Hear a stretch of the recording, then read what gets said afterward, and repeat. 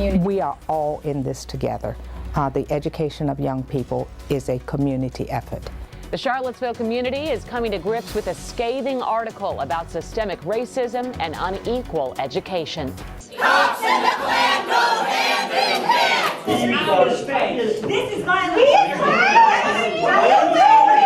Still, the school board continued its meeting. Students of Albemarle County Public Schools got the chance to speak to school board members regarding the anti-racism policy. We honor this privilege. An anti-racism policy is a much-needed necessity for the County of Albemarle. Tonight, there is much controversy surrounding whether or not it was the right move to change a high school name that's been around for more than a century. Now, last night, Stanton School Board voted 4-2 to rename Robert E. Lee High School. It's been up for debate for over a year now. It uncovers history that lots of times might be uncomfortable for us to uncover.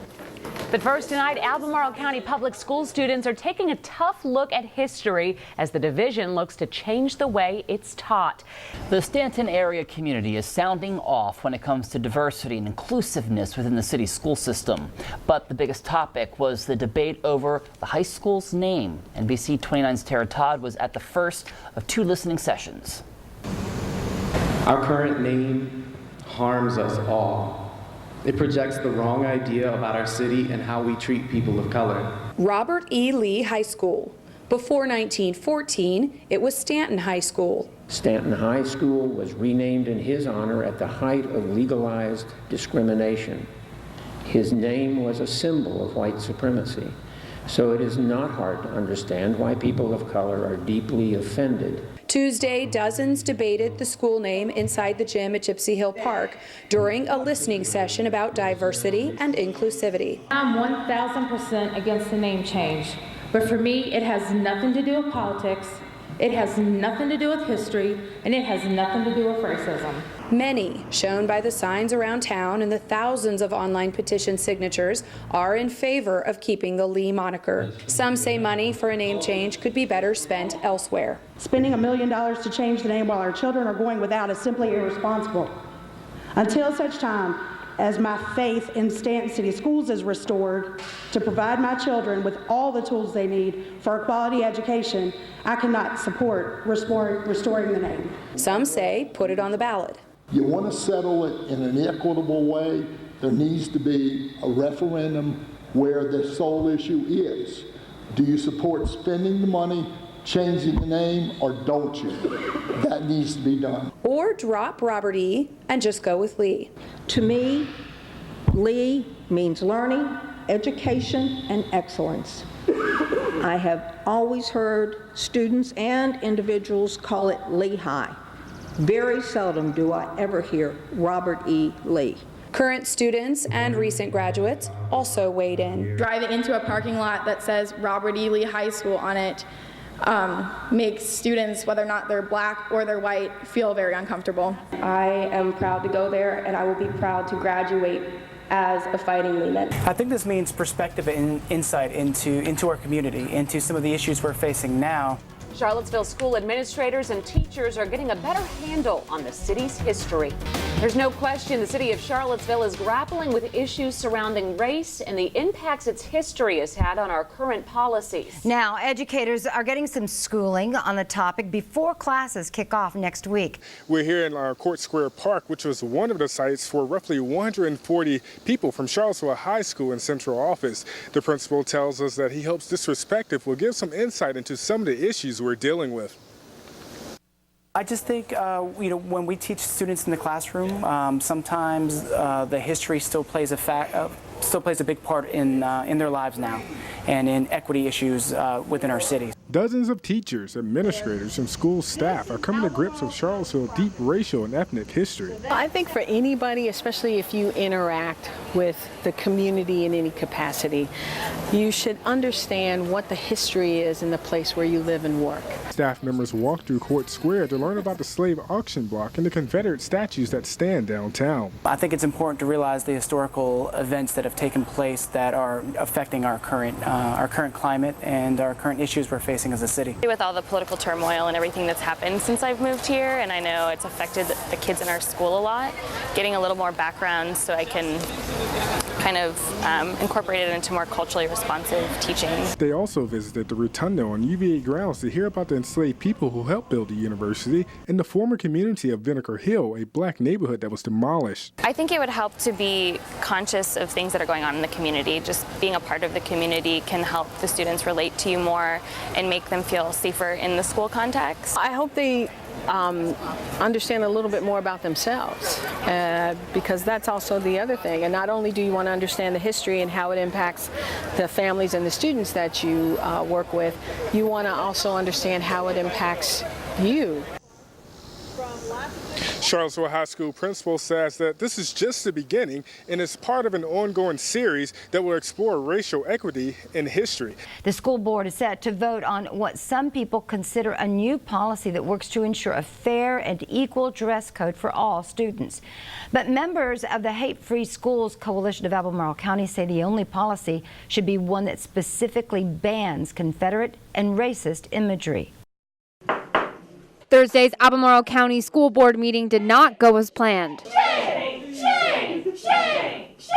The board was set to vote on changing the wording of its dress code policy. Time was set aside in the beginning for public comment. On July 12th, Graham Page asked that the community members, us. That didn't happen. Board members took a 10-minute recess following the first speaker, saying that members of the audience were not allowed to make any noise. No clapping, booing, or any other form of noise making occurs. We would like your assistance to continue with our meeting tonight.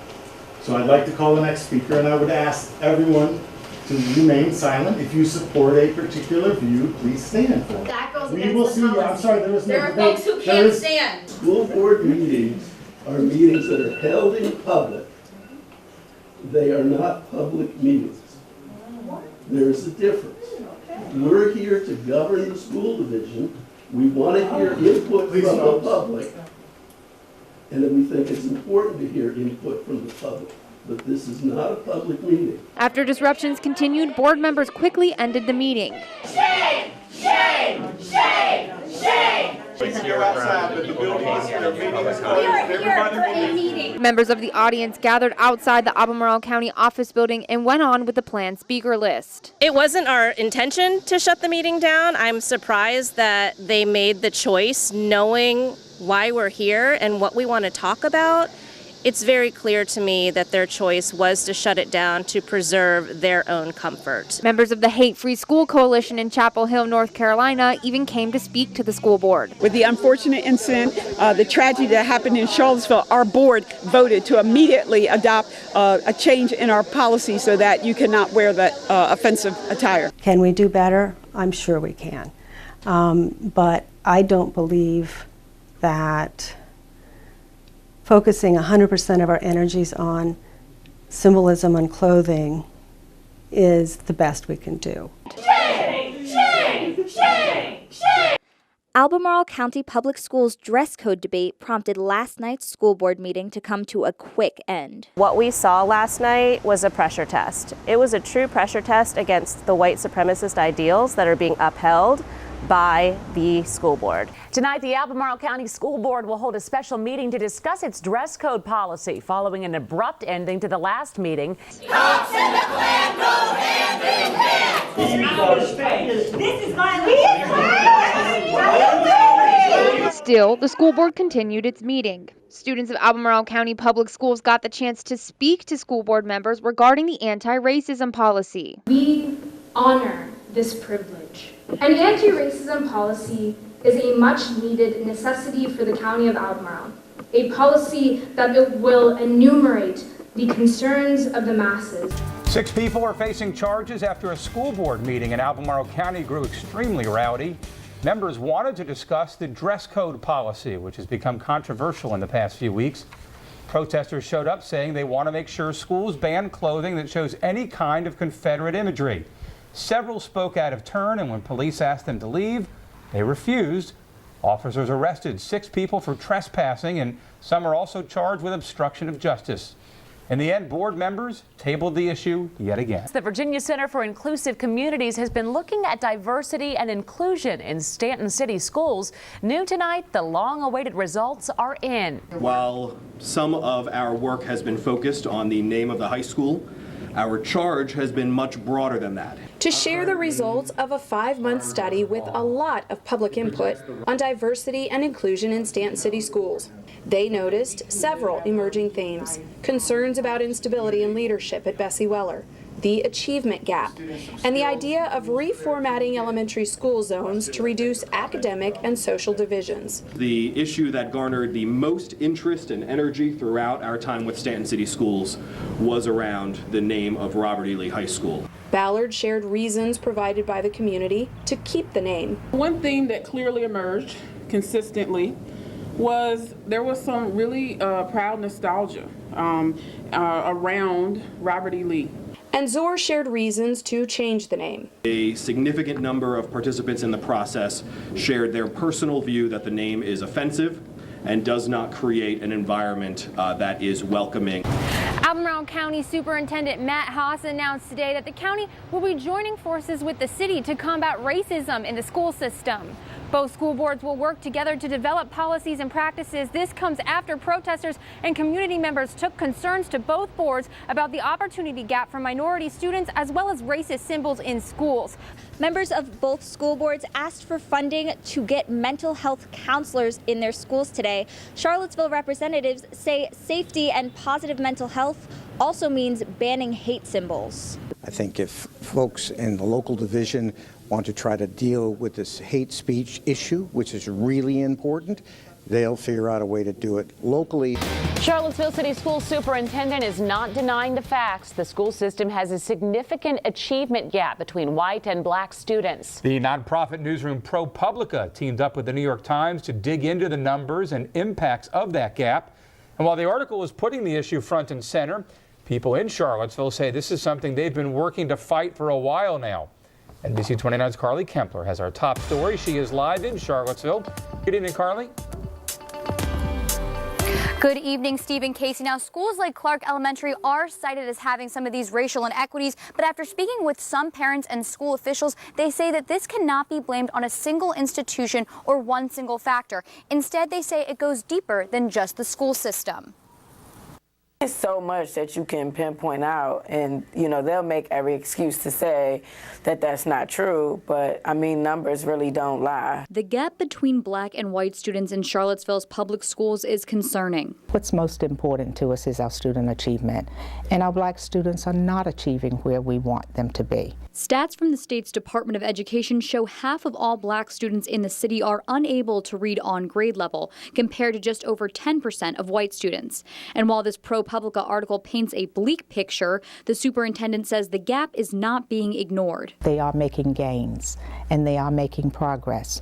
There's some work that we have to do. But we've achieved quite a bit. Our teachers have worked really hard. Others disagree. Teachers are literally part of the problem. They're more of the problem than people like the superintendent, because the teachers have the one-on-one. Some Charlottesville parents say this achievement gap stems from multiple issues. We have to, really pay attention to as parents. We really need to focus on making sure that our children are getting what they need when they need it. Elementary schools are pretty segregated to 3 black and 3 more white. And the zoning that's been used to implement that. The city's history of segregation and legacy of Jim Crow may also be factors. When that legacy persists, you're going to get disparities not only in the classroom, but in the neighborhood. There's an opportunity gap in these neighborhoods, not just an achievement gap in the classroom. Now City Hall and the schools are trying to figure out how to do more together. It's a citywide issue. It's going to take citywide investment across multiple generations in our poorest neighborhoods. The education of a child is shared by the entire community. Schools play a big part in that. So we're going to move forward to pull our community together to determine where do we go from here. Let's hear voices. Albemarle County teachers are currently reviewing the social studies curriculum to more honestly and fully address the legacies of racism, slavery, and inequity. And that work involves getting students away from textbooks and out of the classroom to experience history firsthand. Today that included a conversation with a reformed white nationalist. That's where NBC29's Lowell Rose picks up our top story. Hey there, Stephen Casey. Today, the superintendent and teachers and students, they visited the Holocaust Museum in Richmond. This project is all about reframing the narrative by digging deeper into the past and how it's still impacting our present. These are all people that worked against the Nazis, that helped Jewish people. Forget the classroom. Teachers are taking new steps to make history more interactive and real for students. We really want to switch up what we're doing in our classrooms and make sure that kids are able to make those connection points between the history that they see happening in our own town in Charlottesville a year ago. Teachers are using the Holocaust Museum and lessons from a former white nationalist to open their eyes. I want to make sure that I share my story, but also have them have the experience of being at the Holocaust Museum to really instill the sense of urgency about what's happening in the world today to make sure it doesn't happen again. Christian Picciolini is a former white nationalist whose mission now is making sure people stay away from the radical views and behaviors he once had. I hope that I was just able to give a little bit of insight into how I was drawn into the white supremacist movement 30 years ago, and also how I got out, because so many of those same things are happening today.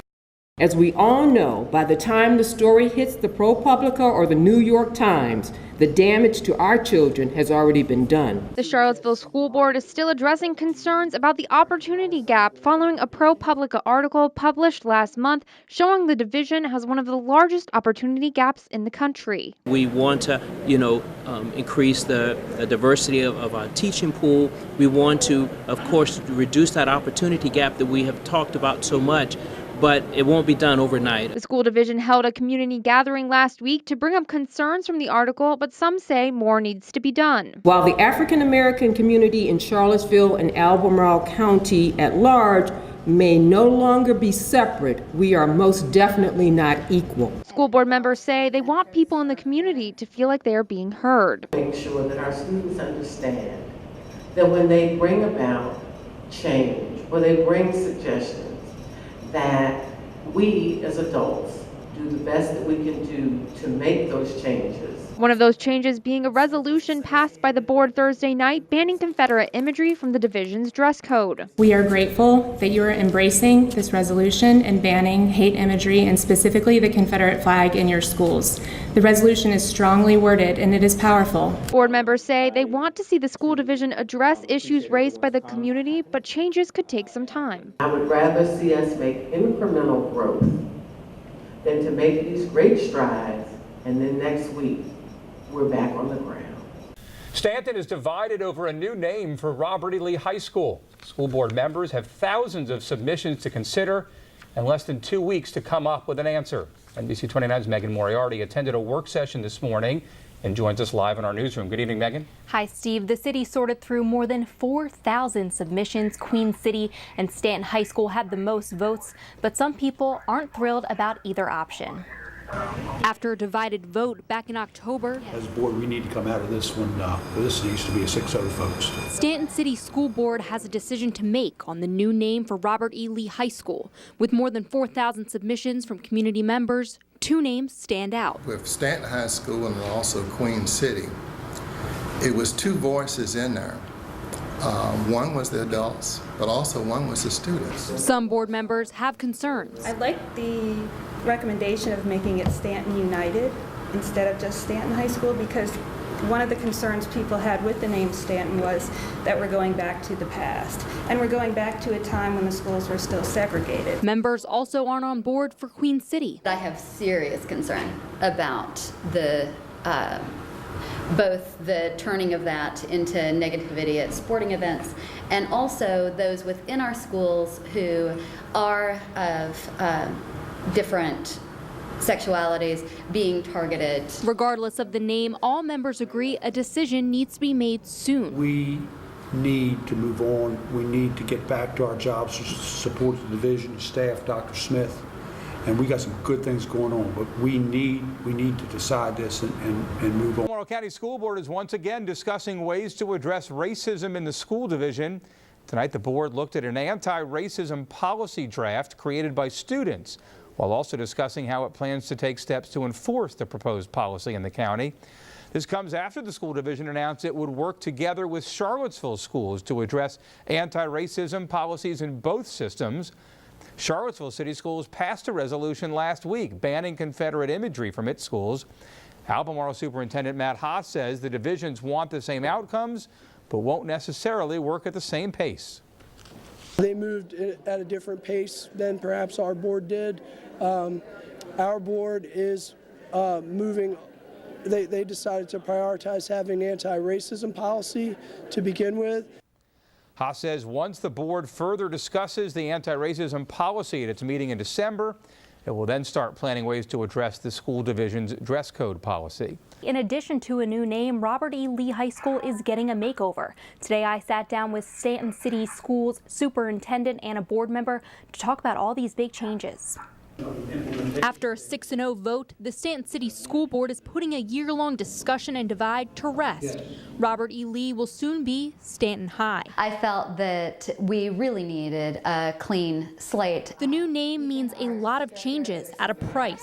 Just new uniforms could cost thousands. $200,000 in the grand scheme of things of what our full budget for the school system is a tiny, tiny portion, and it's necessary. We're ready to rebrand the high school and move forward under our new moniker. Then factor in a new mascot, signage, and possibly school colors. We also need band uniforms that are not tied to the new school construction. They're 12, 13 years old, so we needed them anyways. So that's probably about another $50,000. The outdated high school is also about to get a $40 million facelift. It's the same bones, but inside of it, it's going to look a lot different. The separate renovation project will allow the school to accommodate an additional 130 students thanks to a new wing. That's where these wide corridors will be, and that's where these STEM spaces, the media center, all the updated classroom spaces that are the appropriate size for high school students, those will all be in the new classroom wing. Paul Cale Jr. says his work is solely to make sure the whole truth about his father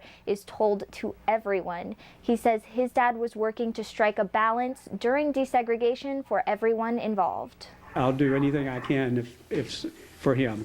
He was a great dad, and I think he was a great educator. Paul Cale Jr. says his father and former Albemarle County Schools Superintendent Paul Cale is not a racist man, as some may believe. When it came to the school division's attention that Paul Cale had made a comment in a national magazine that African American teachers were inferior to white teachers, it prompted us not just to look at Cale, but to really think about all of the schools in the school division.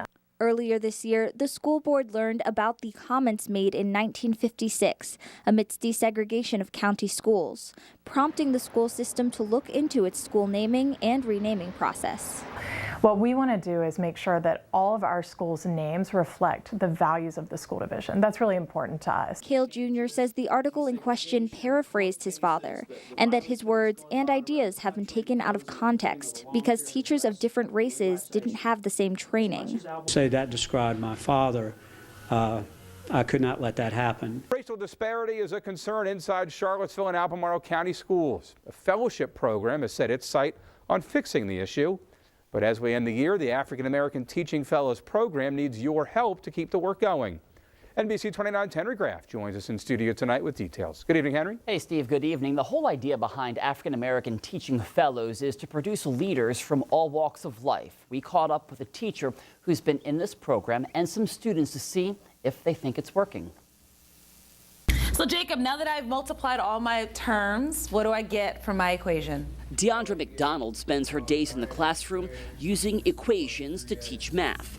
But the Monticello High School teacher has a hard time balancing one equation in particular. Especially as black educators in Albemarle County, there are not too many of us. In Charlottesville and Albemarle, 1 out of every 10 teachers is African American. Or look at it this way. For every 122 students, there's only one teacher of color. To not even be able to pick out someone who might at least visually be able to give you some comfort is sad. The lack of diversity leading the classroom is something African American Teaching Fellows is changing. AATF is a program that recruits and supports black teachers in the city and county. Nick Donald entered the program in 2015. Our children are at stake. In today's America in particular, exposure is key. For Daisha Kinlaw, that exposure in the classroom is inspiring her to dream big. The 11th grader wants to be a marine biologist. I feel like she has helped me a lot as an individual because I think from her past experience helping other African American students and pushing them to be great. AATF invests $10,000 a year in each fellow. That money goes toward financial, professional, and social support. You want like a mother in the class or a father in the class. You want to talk to somebody you know you can talk to about like anything. The turtle is a primary consumer because it eats the kelp. A teacher, a friend, a mentor. So we can get somewhere in life. But that's only if donations keep flowing in to keep the progress moving. This fellowship is in Charlottesville, in Albemarle, trying to keep as many educators of color here, where there isn't a huge network. The Fellows Program hosts an annual dinner. The John E. Baker Legacy Dinner will be held for the 9th time coming up in 2019. Last year's event was sold out and there was a wait list. For details on how you can support AATF, head over to our website, NBC29.com. Look, we're leaving, okay? Just leave us alone, maybe? Monticello senior student and new playwright Kayla Scott taps into her own experiences. No, it shouldn't have taken you all so long to leave. This is the problem with you people. You don't know how to behave in public. To demonstrate racism and gentrification in society. Because I have had personal experience of racial profiling, whether it's been going into stores and feeling uncomfortable when eyes are looked at me, or going into places that are like predominantly white and then feeling like an outcast when people do look at you. You don't belong here? Are you serious right now? So there are some aspects of Charlottesville that are being gentrified where I know where some black families are being taken out of their homes or neighborhood that they grew up in for many generations. Scott started writing the play #WhileBlack this summer amidst talks of the anniversary of August 12, 2017 in Charlottesville. It gets to the point where it's too frustrating and then you just want to like break down. But my way of breaking down is like writing this play and getting my message across. On top of being a playwright, Scott holds down 3 jobs, has an internship at the UVA Medical Center, and tutors other students. I really wasn't expecting Kayla to write a play because she's an HMSA student and she wants to be a doctor, and I really didn't know that she was a playwright. And then all of a sudden she came up with this. Drama teacher Madeline Michaels says Scott and her classmates give her hope for the future. Whenever I'm feeling really down about the state of the world, I come into work and these teenagers, they're the next generation and they are going to lead us into a better place. Scott is thrilled to hopefully present her play on a national stage. She's focused on educating as many people as she can. I can't blame people if they don't know. So that's why I'm writing this and I'm speaking to people so we educate them on this so that they're able to take this, process it, and educate more people. In Albemarle County, Caroline Colburn, NBC29 News.